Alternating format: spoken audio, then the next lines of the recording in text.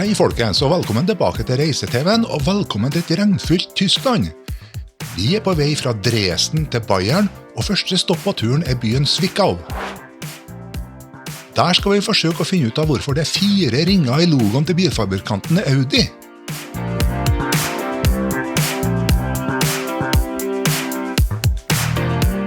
Det her August Horch-museet i Zwickau.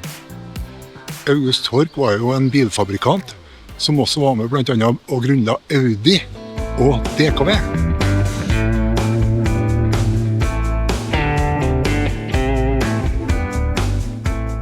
En vesentlig del av bilutstillingen bilmodeller som August Horch hadde en befatning med. Men man finner også andre tyske bilmerker her.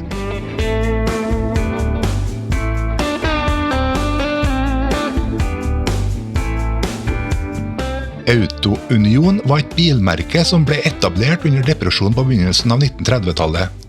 Dette gjorde man for å slå sammen bilprodusentene Audi, DKV, Horch og Wanderer. Det nye selskapet måtte jo ha en logo, og da tok man rett og slett utgangspunkt i organisasjonskartet og laget en ring rundt hver av bilmerkene som inngikk i Auto Union. Og dermed så hadde man et varemerke med 4 ringer.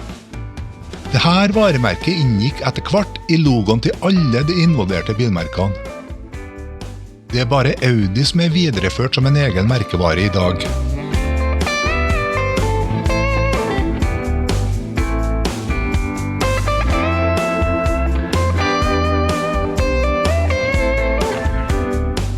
Bilmerket Trabant ble også produsert her i Zwickau. Her ser vi Trabant nummer 1 million.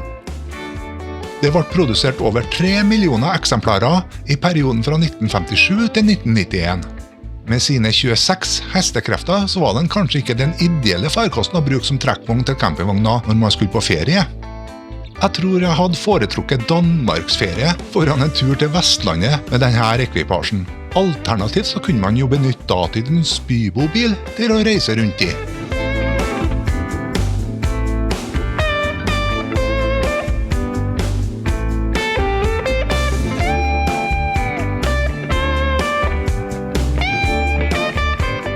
Trabant har jo blitt en kultbil i enkelte miljøer. Vi har sett utrolig mange varianter på veien når vi har kjørt rundt her i Tyskland.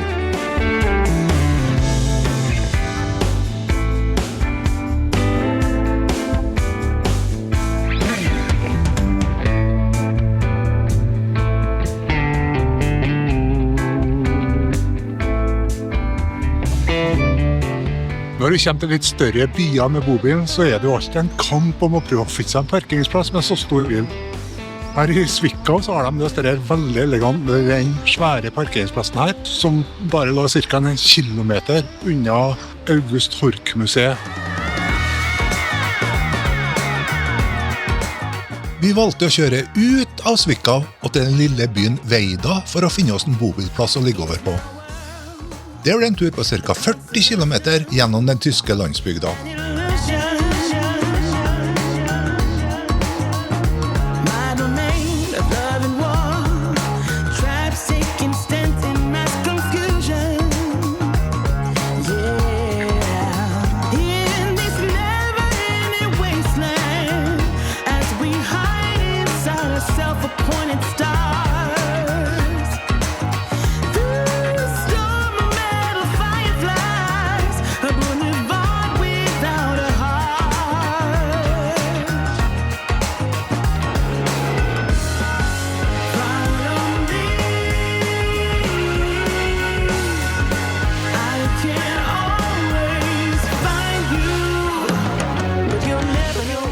Da har vi kommet til Weida og en bobilparkering der, som ligger helt i utkanten av byen her. Og nå det blitt lettvint å få seg bobilparkering. Nå vi ferdig med pinsa, og tyskerne ferdig med sin ferie, og da alt livet for oss nordmenn mye enklere i Tyskland.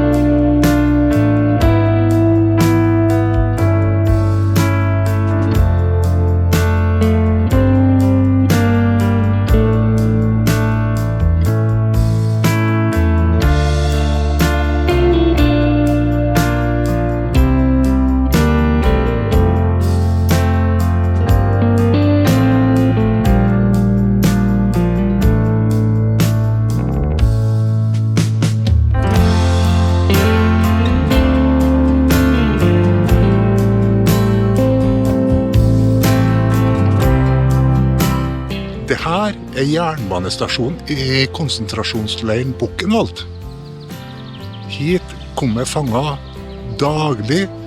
Spesielt var det veldig mange sovjetiske fanger som ble holdt her i Buchenwald. Men også norske fanger hadde sitt opphold her. Buchenwald var ikke sånn typisk utryddelsesleir. Her var det mer en arbeidsleir. Likevel så døde det over 50 000 fanger i løpet av andre verdenskrig. Etter krigen så ble Buchenwald overtatt av Sovjetunionen, og de hadde en fangeleir her fra 1945 til 1950. Over 7000 fanger døde her også under den perioden.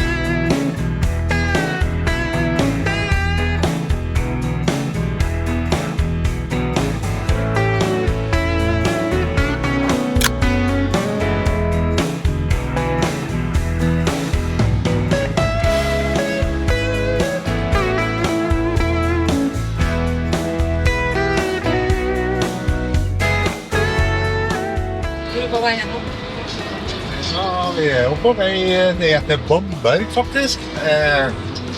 Ligger rett nord for Nürnberg. Ja. Vi sitter og diskuterer, har vi kommet inn i Bayern, eller har vi ikke? Nei. Vi har ikke sett norsk med Bayern, og ikke har vi noe... Og ikke har vi noe habil kartleser, så klarer vi å finne ut av det heller. Nei. Jeg vet om det.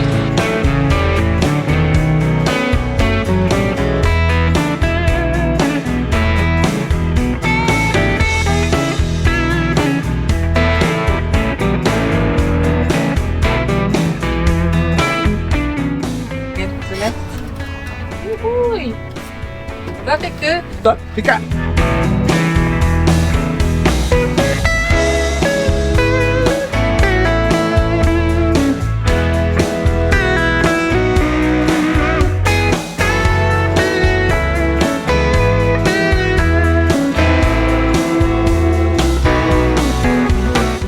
Det var masse så ledige plasser her da.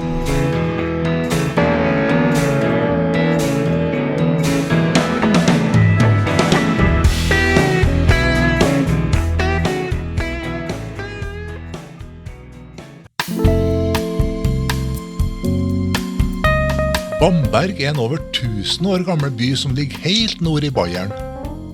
På en av de 7 høydene finner vi domkirka og rosehagen, som har over 4000 roser i sommersesongen. Vi fant ut at vi skulle rusle opp hit til å begynne med, for å få en oversikt over byen før vi fortsatte ned til gamlebyen.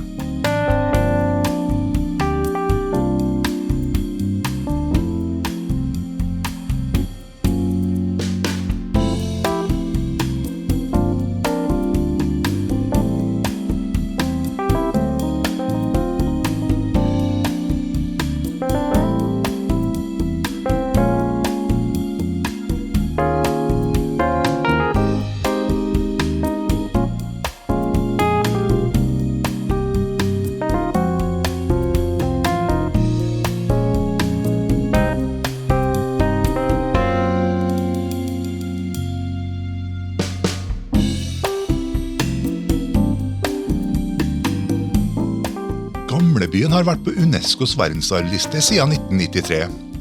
Elva Regnitz renner gjennom byen i 2 elveløp. Derfor er det mange broer fra forskjellige tidsepoker som binder gamlebyen sammen. Arkitekturen bærer preg av at det har vært mye aktivitet på elva. Og så blir man veldig fascinert over de varierte fasadene på bygningene her. Man finner alt fra tradisjonelle bindingsverkshus med blomsterkasser, til murbygninger dekorert med veggmalerier.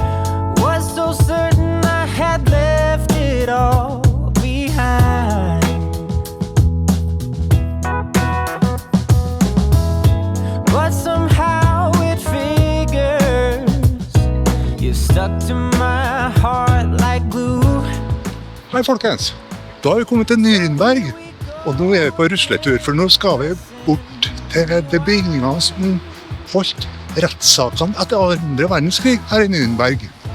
Bak oss ser vi de gamle bymurene inne i gamle byen, og dit har vi tenkt oss etterpå. Det er litt spasering i dag, men det får vi tåle.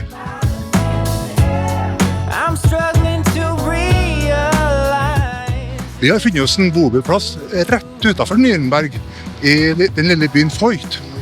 Der står vi nå like ved jernbanestasjonen, så vi tok toget inn til sentrum. Det tok nøyaktig 22 minutter, så var vi inne i sentrum. Veldig smidig.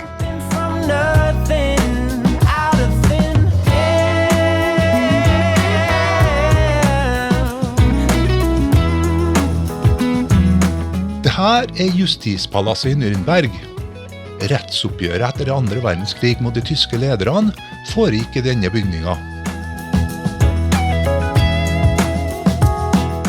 Hovedforhandlingene skjedde her i rettssal 600. Det var litt spesielt å kjenne på atmosfæren i rommet her.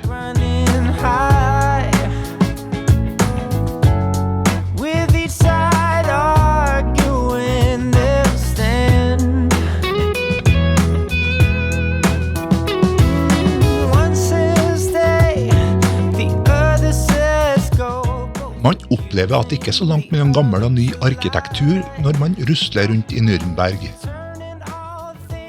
Elva Pegnitz slynger seg gjennom sentrum, og her finner man mange fantastisk flotte bruer.